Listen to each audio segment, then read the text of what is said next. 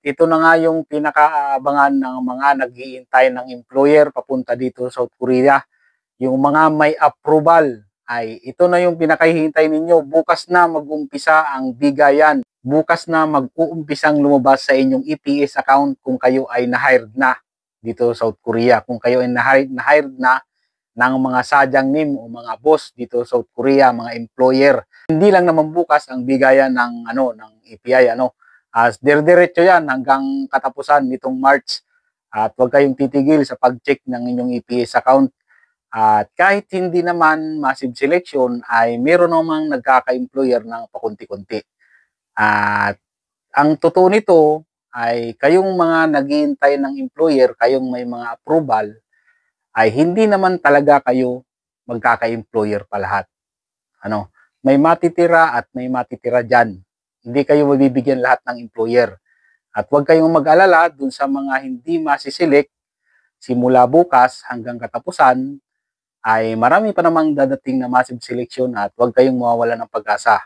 Kahit kayo ay 38 years old, 39 years old, o kaya 40 years old, basta hindi pa expired ang inyong approval, ay may pag-asa kayong magka-employer. At sa mga babae, ito yung katotohanan sa mga babae na naghihintay ng employer. Ang totoo niyan ay marami talaga sa mga babae ang hindi nakakaalis at hindi nagkaka-employer.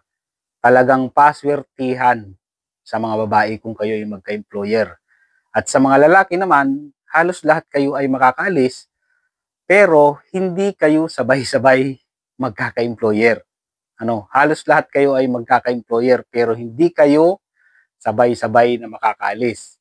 Tiyaga lang kayong maghintay at darating din ang para sa inyo. May nakalaan na company para sa inyo. Katulad sa akin, 1 year and 3 months akong naghintay, pero talagang may para sa akin. May nakalaan para sa inyo. Kaya huwag kayong huwag kayong mawala ng pag-asa. At kapit lang, doon sa mga maha-hired simula bukas hanggang sa mga susunod na araw, ay ngayon pa lang ay congratulations na sa inyo. Dahil yan na yung umpisa ng mga pangarap ninyo, yung mga gustong gawin ninyo, gustong bilihin ninyo pag kayo ay nandito na sa South Korea. At tatandaan, hindi kayo pumunta dito sa South Korea para magliwaliw lang. Wag na wag ninyong kakalimutan kapag kayo nandito na, wag na wag ninyong kakalimutan na may iniwan kayong asawa at anak sa Pilipinas.